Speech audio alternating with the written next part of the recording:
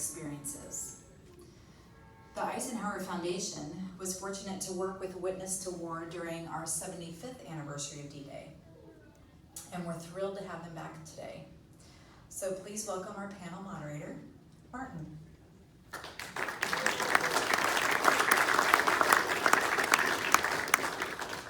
Afternoon, everyone. I hope everyone's having a wonderful day. It's beautiful weather out here at Abilene, Kansas. It's nice to be back.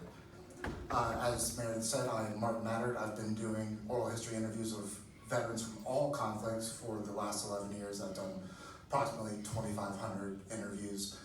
Now, mostly Vietnam and War on Terror veterans, but was very fortunate to meet over 1,000 World War II veterans in my time doing this. So it's nice to be here moderating this panel with three terrific veterans who I've had the pleasure of doing a little bit of research over the last couple weeks on, and I'm looking forward to them sharing their stories with you all.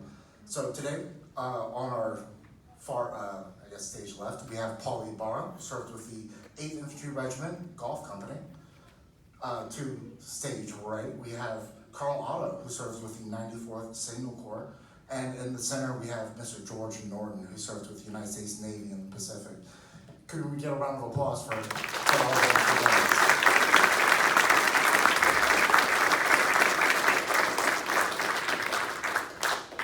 I'd like to start with Mr. Paul Ybarra. Paul, could you describe the beach you landed on in Europe?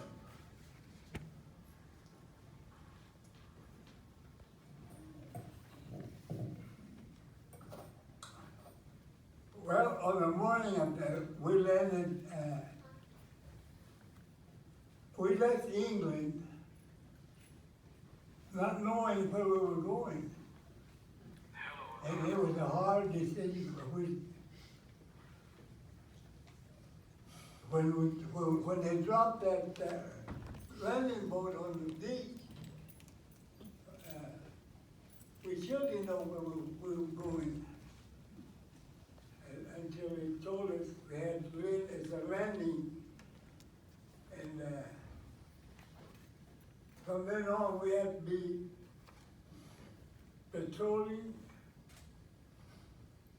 and still I didn't know really what we were supposed to do, and till eventually we got a real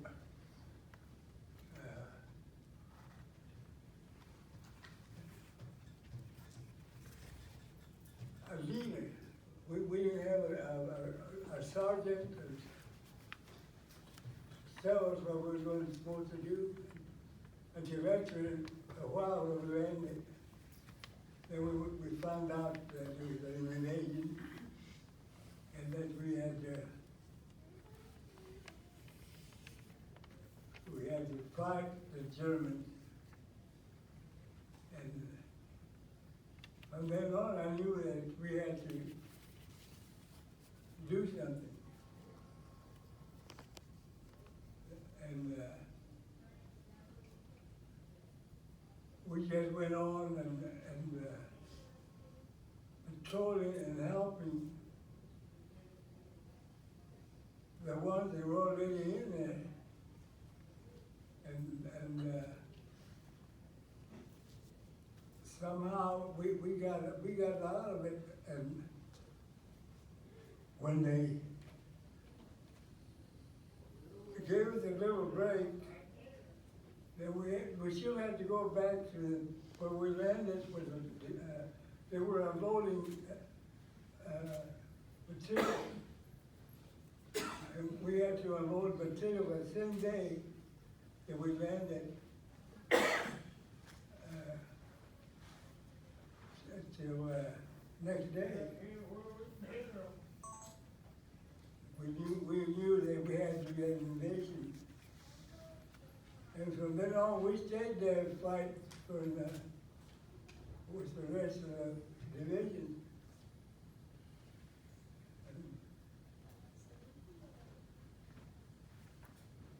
They would send us into a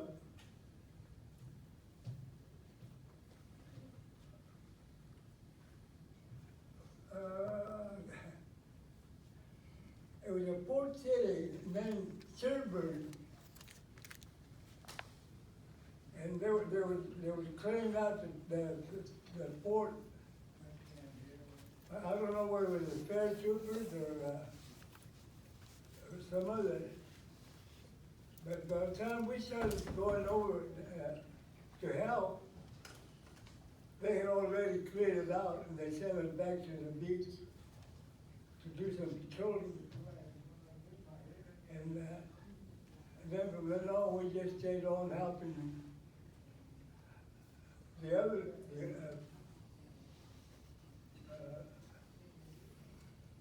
outfits that were there. But I remember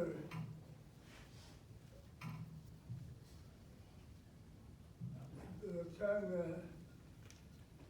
they said that everything was cleared out,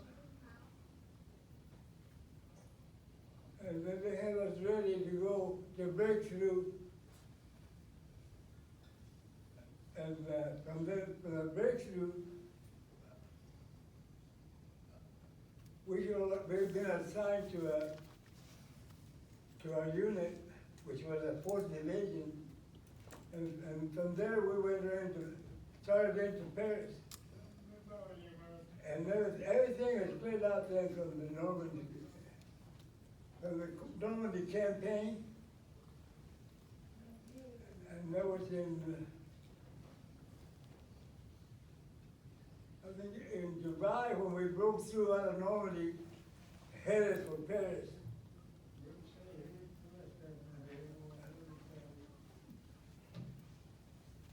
And we stopped. We got to Paris. We cleared Paris out all right, but we stopped there for a while. And rested. Paul, did anything memorable happen in Paris that stands out in your mind? What's that? Did anything happen in Paris? Did you encounter any civilians or stay in any buildings that stick out for you? No, Paris was cleared out when we got there. And they just stand on the sidewalk, greeting us again as we walked and marched into Paris. There was no resistance at all there. They had left Paris. I can remember that.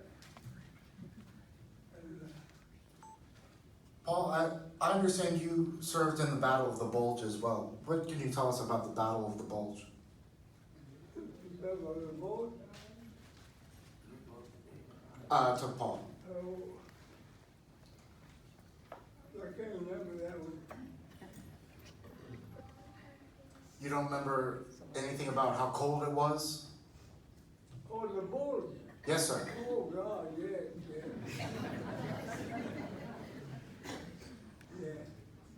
We had to patrol that. The Germans had broken in. If you haven't read about it, they made some of the stragglers that stayed in Germany had built up an army for themselves, and they broke through. And they just about got to France. But they stopped them. And then we had to go over there when they broke through. There was places where they thought they were going to come in again. So we had to patrol from one end to the other, day and night. Yeah, it was the winter time. It was cold. How did you stay warm, Paul? That's what I was going to say. We didn't have no winter clothes. We just had what we had in the summer. And I don't know how we got through that cold spell. It was snowing and the wind blowing, and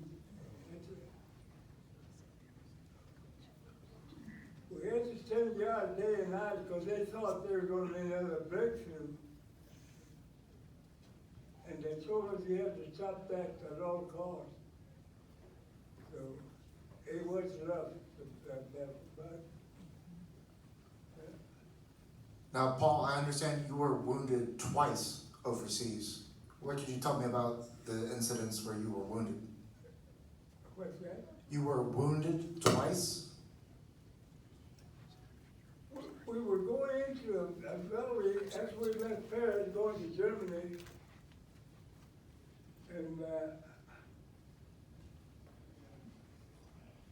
at that time, the army had a head scout. We were going ahead of the unit. We would patrol the fires to see if there was anybody out in front. But we walked in front of the unit. And, yeah, we met restrictions there on some little town that, when, before we got to the German border, that's where we met there. And, I got, they were shooting at us. We were the first ones in front. And,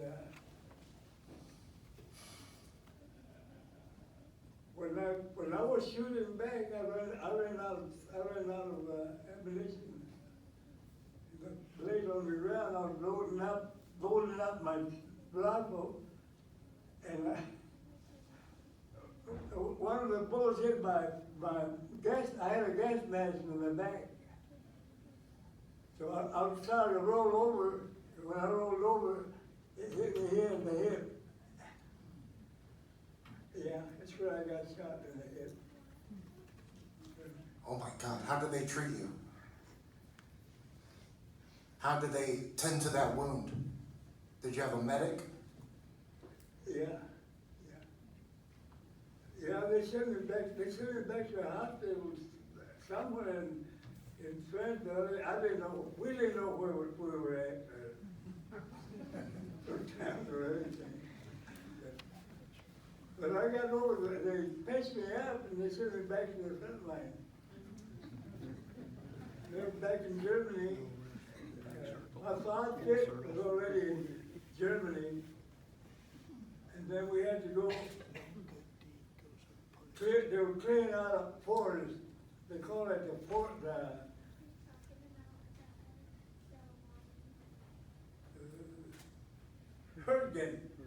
Hürgen Forest. Is in Germany, clearing it out, and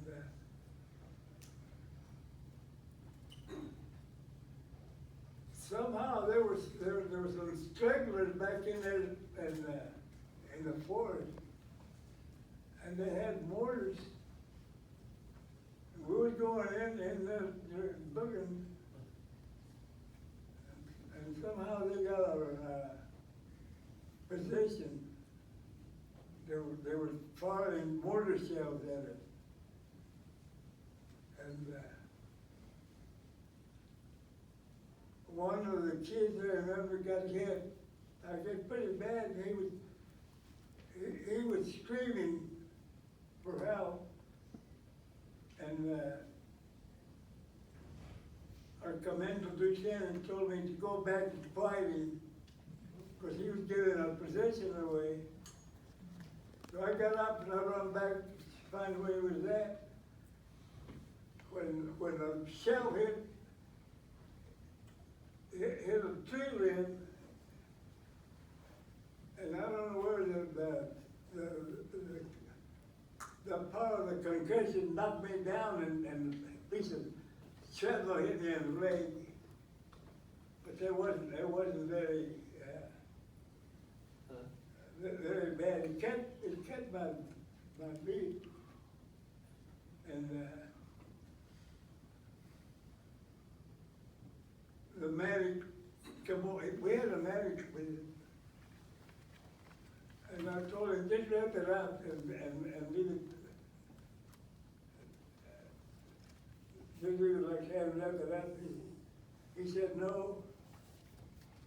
He said, well, if you let it go, you get blood poison and you lose your leg.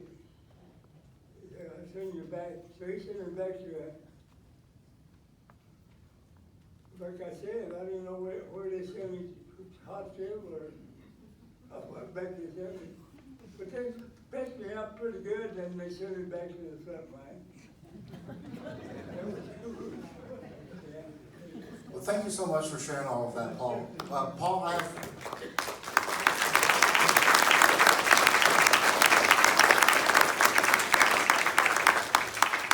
I have one final question for you, and it's, what do you want people to remember about the war, based on all of your experiences out there? What do you want people to know?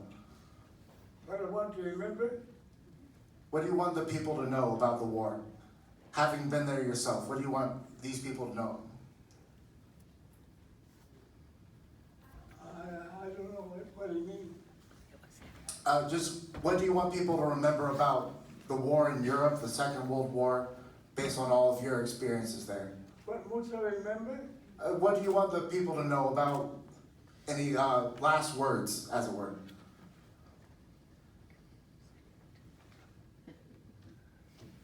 I don't know what to tell. No worries, I kind of put you on the spot with that one.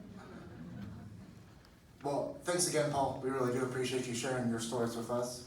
I just want to reiterate how awesome it is to have World War II veterans still with us that are able to share their stories. Contextually, 1984 was 40 years ago, and 40 years from then was 1944. We are really in the midst of the greatest generation. Carl, thank you so much for joining us today. You served with the 94th Signal Corps, correct? Right. All right.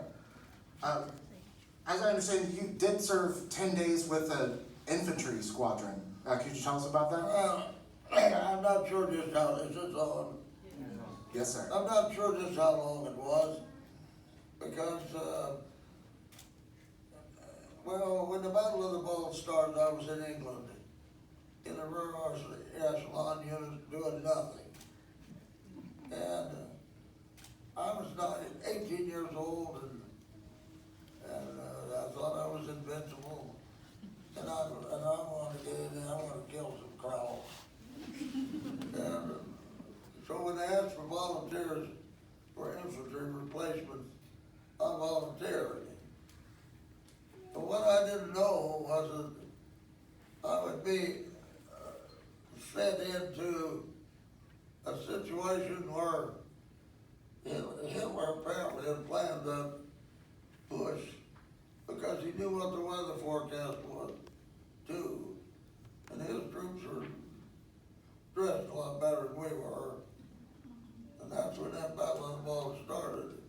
But anyway, we took casualties, and I volunteered. So when I went in right into the teeth of a storm, the worst blizzard that had ever hit Europe in a long time. And the one thing I remember was they lined us up in a staging area. Well, they just grouped us. And this grizzly old sergeant came walking down the line. He looked like he's 50 or 60 years old, but he was probably 31. He said,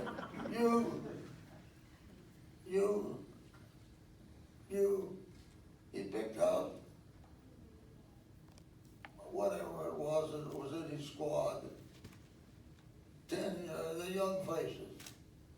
And I was one of them. I suppose I looked like I was 15 then. Anyway, he gets us all together, and the first thing he said was, "Now, you glory-hungry little bunch of bastards." He said, you just couldn't wait to get into the war. Well, war is hell. People get killed in war. And he said, you're not gonna do anything without checking with me. You won't go to the bathroom. You unless you check with me first. And if you step out of line 1 inch, I'll shoot you in the foot and you'll go home alive. Well, he made a believer out of me. So those days that I was in the infantry, I'm not even sure how long I was in, because my service record doesn't even show that I was in it. But I got my ears, well, my ears stick out enough as it is, but the cartilage in my ears are just, I don't have hardly any cartilage. My nose and my chin, my fingers, my toes, I got frostbitten.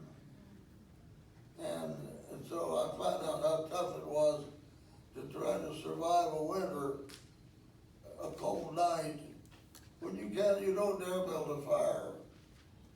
You build a fire, you call enemy shells in on you. So we didn't build a fire. I never fired a shot. I did what that sergeant told me to.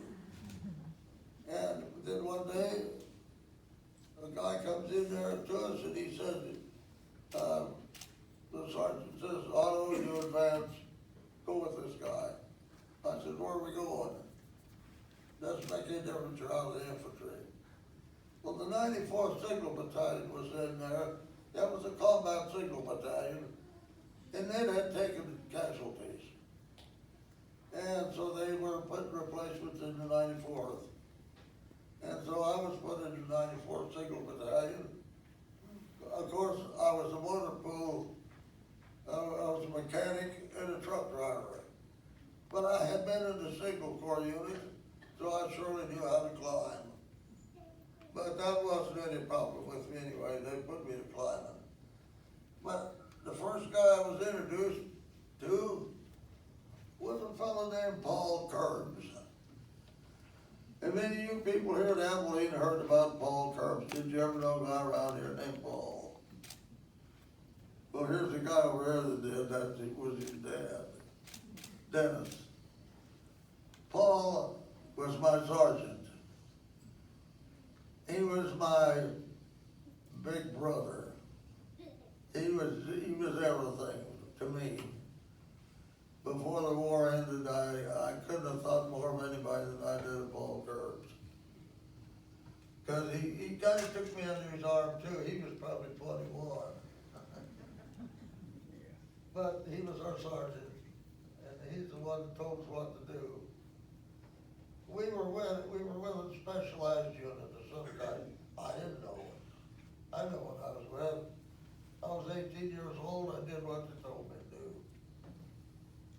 So, Paul would get our orders, he would see the officers.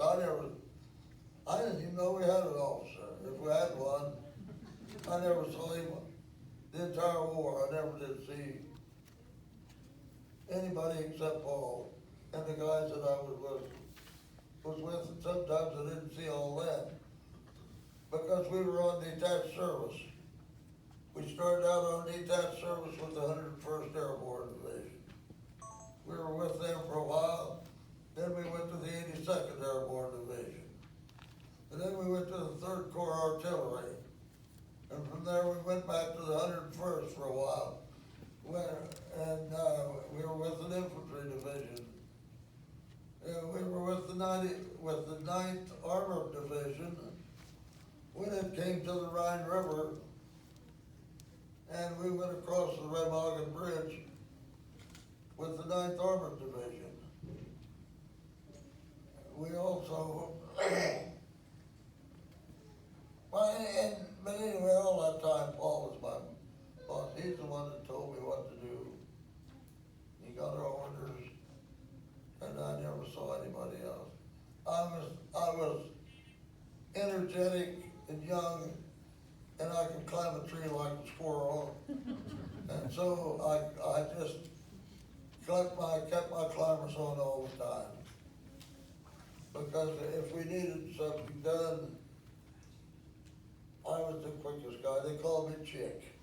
I guess because I was a little chicken, I guess, I don't know. Anyway, Paul started calling me Chick. That was my nickname during the war. Now, Carl, I seem to recall a story about you and Paul trying to get a cable across a river. That was a bit Yeah, hectic. Tell me about that.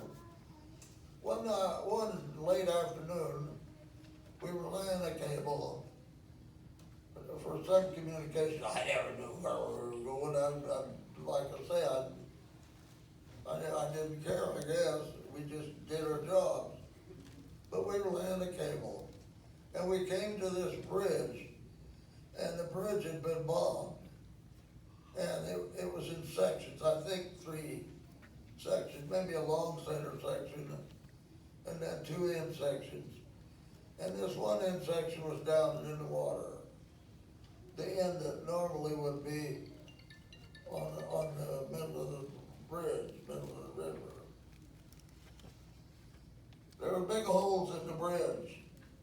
And when Paul looked at it, he said, Josh, he said, we're gonna have to go down the river. He got the map out, he said there's a pontoon bridge, supposedly here. We're gonna have to run a cable clear down that pontoon bridge and go across there.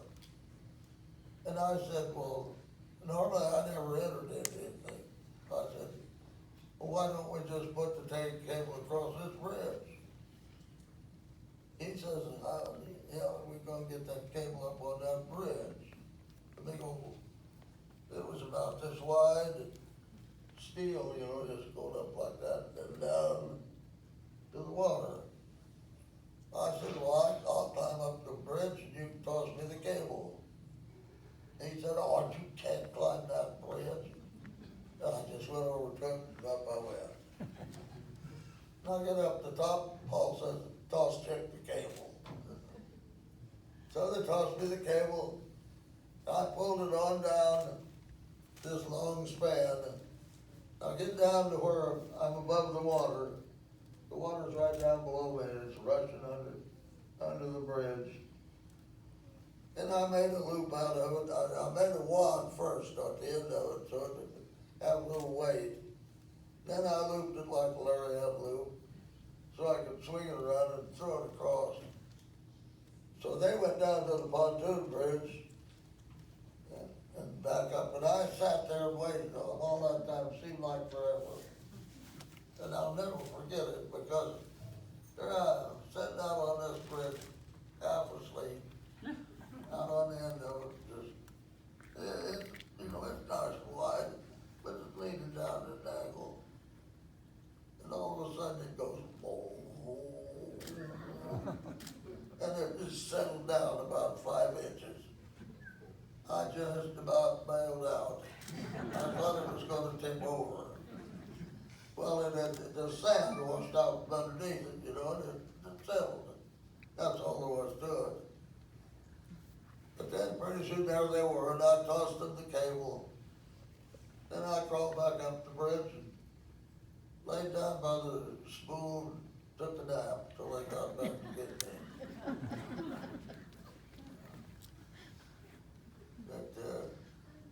And anyway, Paul was he recommended me for a Bronze Star for doing that. And I refused it. I said, no, I don't want that for something like that. So I never, my service record has got Bronze Star with a line drawn through it. Now, Carl, the fine people at the Eisenhower Foundation told me you had a near experience meeting President Eisenhower, well, future President Eisenhower. Oh, yeah. One of the things we did, the war was not literally over. It wasn't yet, but it was, we just weren't doing a thing hardly, but we got one big assignment. We got assigned to install the communications for the Potsdam Conference. And our job, my squad with Paul, was that we had a great big reel. It was bigger than that door.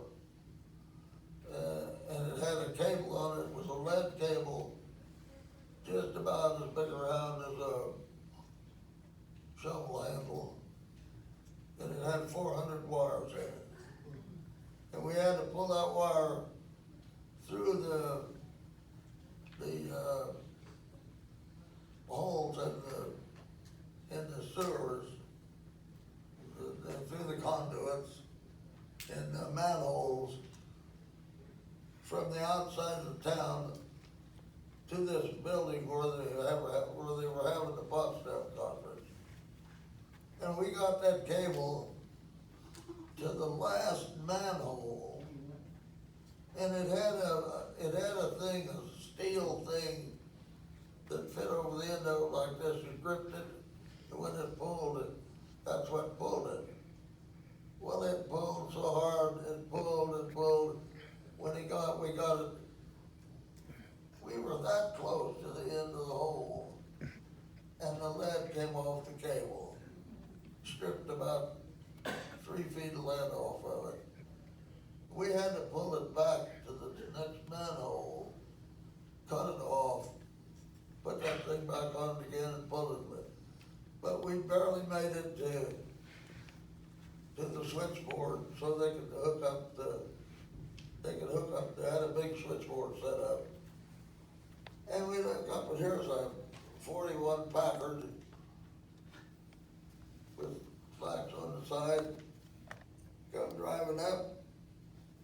Of course, I'm 5'6". The rest of the guys are all tall. Well, there were some guys my size too.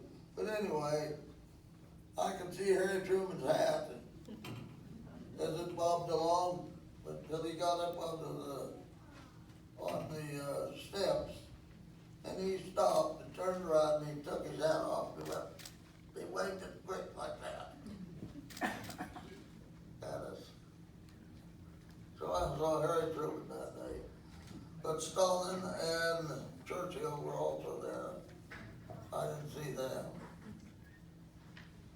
But that's what we did. And I didn't know what I knew what it was. All I knew is we had to put that cable in. And we got her done. Yes, sir, you did. Carl, I just have one last question for you, and that's, what do you want the people to remember about the war based on all of your experiences? What do you want the people to remember and know about the war? What I want to remember about the war? Well, the things I remember about the war, you don't even want to talk about them.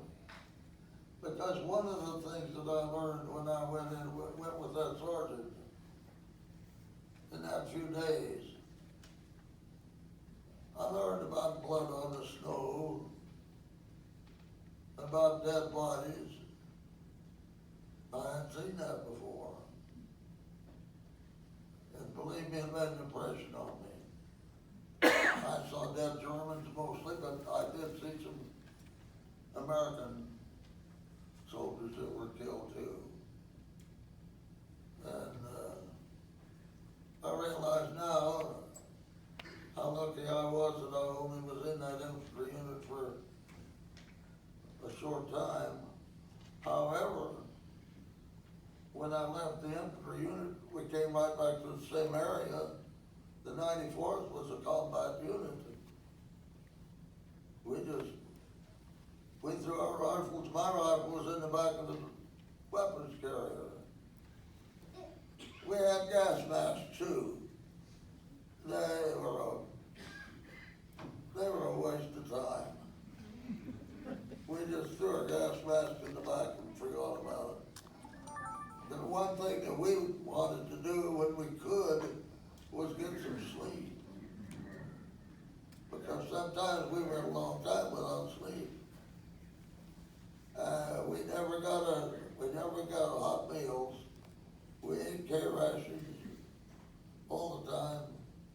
K rations or C rations. I had one hot meal during the war.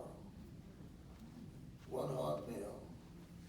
And I took one shower that spring. Paul and I had gone back to get some supplies. I used to go with him a lot whenever he went, he'd always take me with him. I don't know why, maybe he's afraid I'd get in trouble. Well, I did one time. The only time he ever gave me a chewing was he went one night and he didn't take me with him.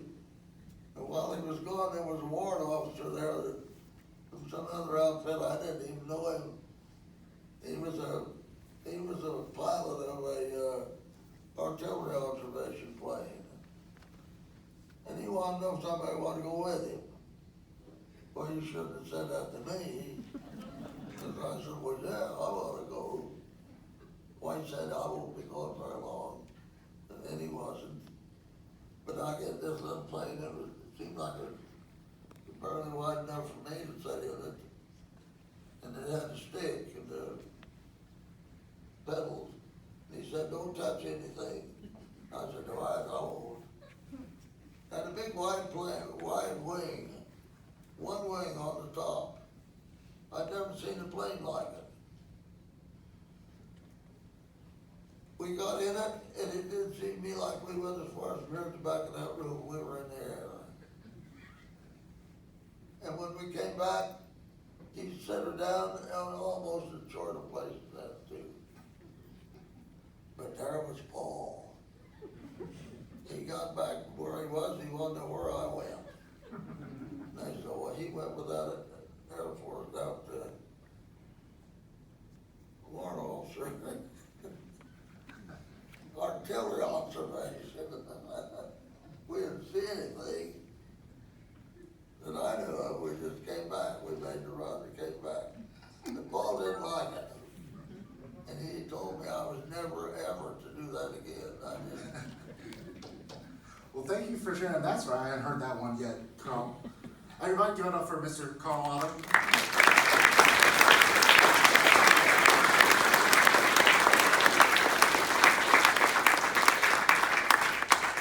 Last and certainly not least, we have Mr. George Norton. George, my first question, and we haven't prepped any of these beforehand, so forgive me if I'm putting you on the spot, but why the Navy, not the Army, the Marine Corps? Why Navy? I was 17 when I joined the Navy, and when I went down to Kansas City, old post office building, I had a choice of services. Well, I've had several people ask me why I joined the Navy. Well, I had the Army and the Marines, but I said, there ain't no water back here, so I think I'll just join the Navy.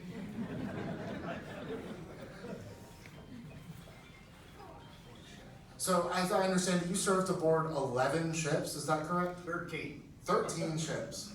Yes, sir. Now tell me about the ships that you served on. Were they all the same ship? Oh, no, this is a regular, service, I'll put 2 years in what they call the Armed Guard. The Armed Guard is nothing more or less than, gunner's mates and signalmen on merchant ships. In other words, merchant ships didn't have guns before the war. They put guns on them, and I was in the Armed Guard, and we handled the guns and the watches, and they took care of the rest of it. Anyway, I want to tell you about the other than my family was wounded first. My wife was a dental tech in the Coast Guard. She caught TB from her patient. She laid in a home for 8.5 months without moving, and when she got out of that home, she wasn't a woman anymore. Couldn't do dishes, couldn't climb steps, couldn't have babies, couldn't do anything.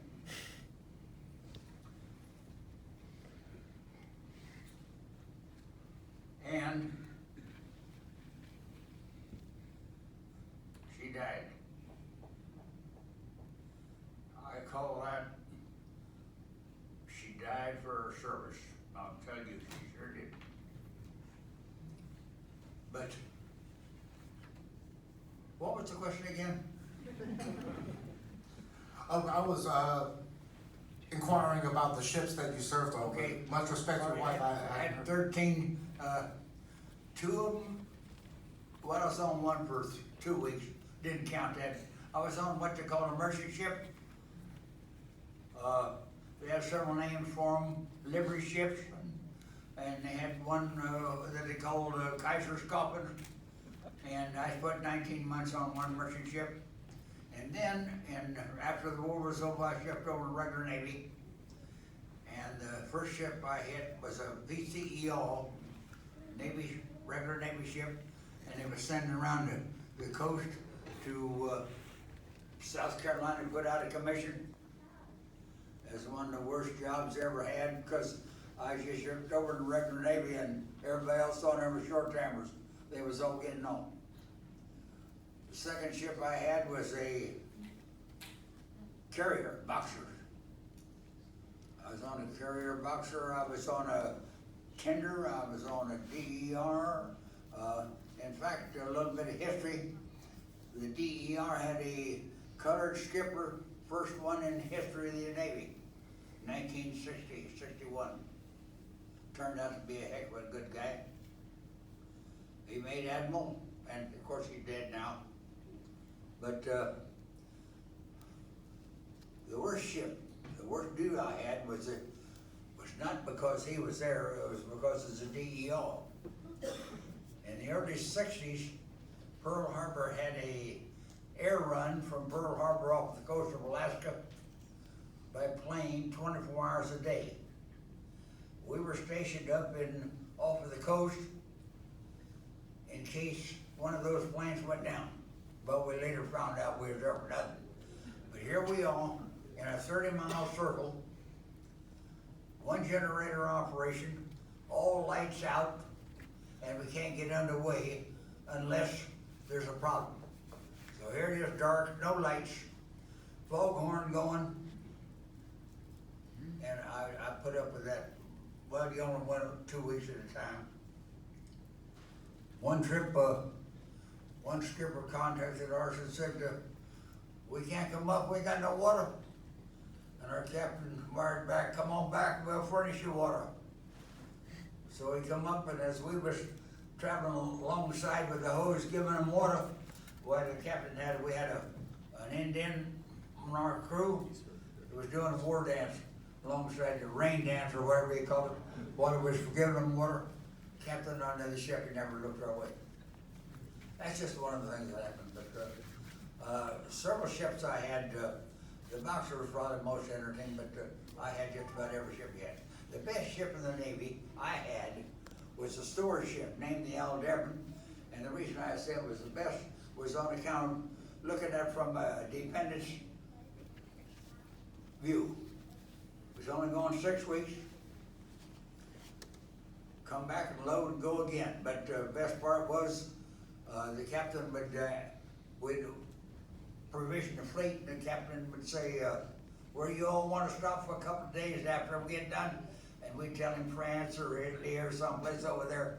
But then after that, we got to stop in Casablanca. But every 6 weeks, you got to see your wife. To me, that was the best duty, you know. Now, I understand one of your ships was hit with a kamikaze plane. Could you tell me about that? That was still back in the Armed Guard. First ship I was on, 19 months I was on coast to coast of Josiah Snelling. And the worst part was we were in Guam taking on ammunition and cargo. Well, we got cargo, but we didn't get any ammo. Well, we got a little ammo, but we didn't get any personnel. We're supposed to have 24 people or 25 to man 8 guns, and we went in having 13, and 5 of those were communication people. So here we had 8 guns to man, had 9 guns actually, 8 W2, 8 war. We had 8 20mm and 1 3-inch 50. Takes 6 or 7 people alone to man a 3-inch 50, and here we went short-handed, and we spent a week trying to teach the merchantmen how to man the guns. That was really nice. They volunteered and jumped in there, and we got. But as I said before, the worst part was while we was in Guam, we was tied up at the pier, and here come right after the invasion of Okinawa, here come some hospital ships tied up right across. I have 4-hour watch. watching them carry these people off of this ship, off-road this hospital ship, and I says, I'm in the wrong place, you know?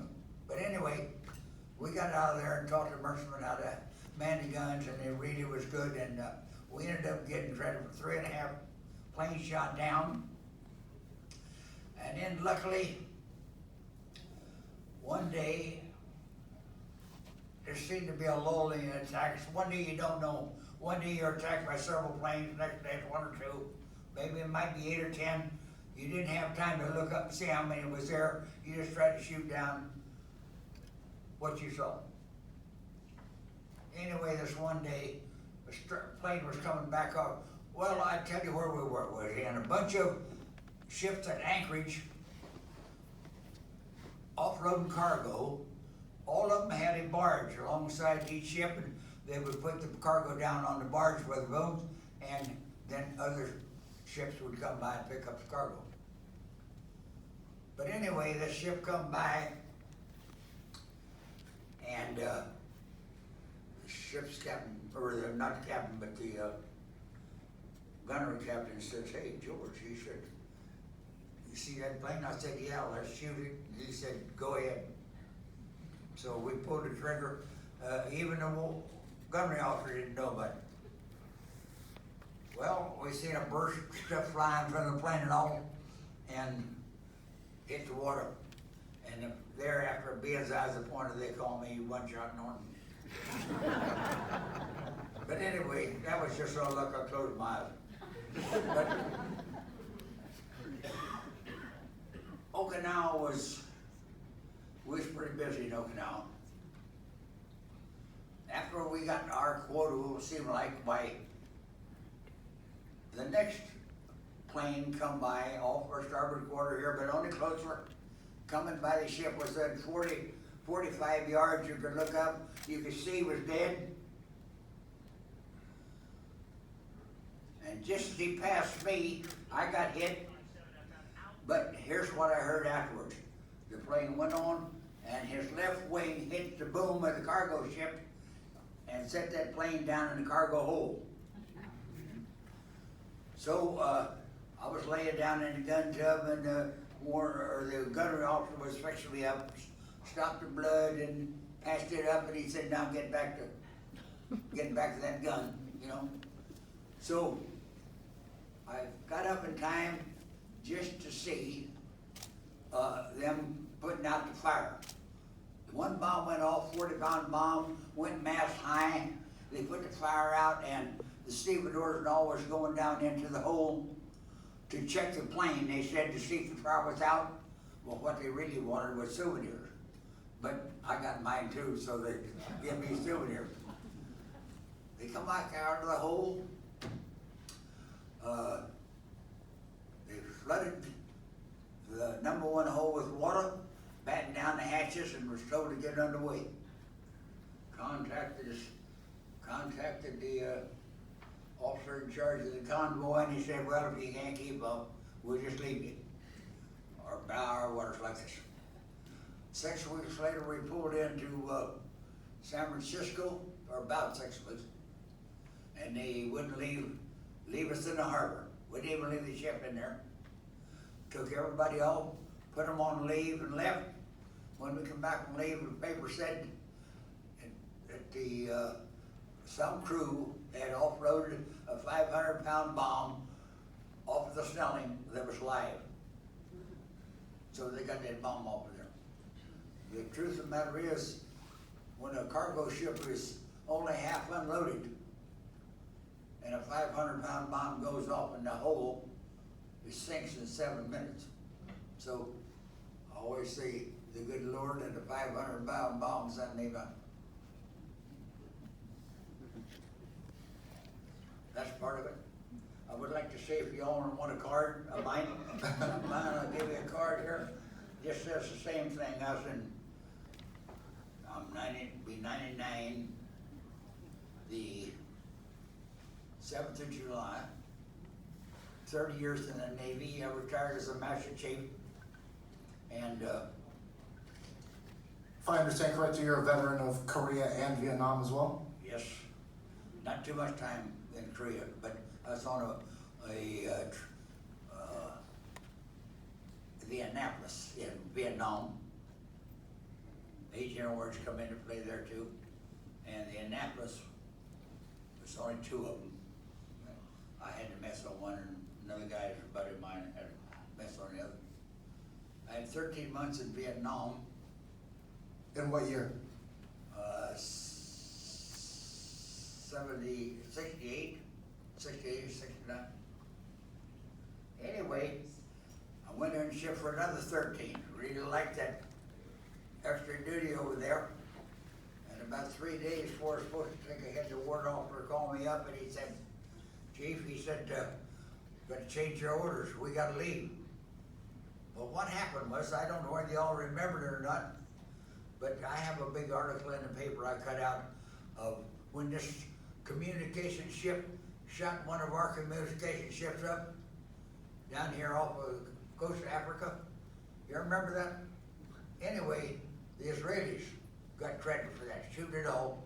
Nobody heard of anything ever done to Israel or anything like that, but that's what happened. They took my ship and sent it back to there to be the communication ship, and they put me on the prairie again. I had 2 tours on the prairie. Really good shot. I like those tenders. But in closing, I would like to say that the last job I had was assistant director of the largest general mess in the Navy. Other than menus, I ordered the food, received it, stored it, and issued it, and we've got along on about $5 million a year. That was my last job in the Navy, and I got thank you very much.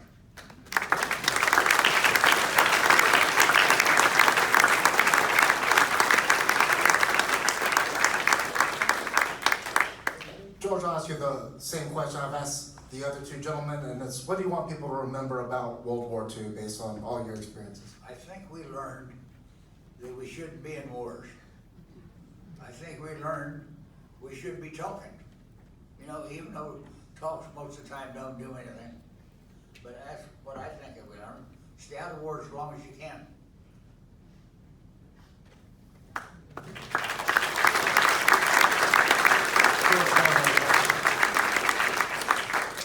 I think that about concludes today's panel. I appreciate everyone for visiting the Eisenhower Library today on this 80th anniversary of D-Day. It's been a pleasure hearing from all these veterans. Give it up for them one more time.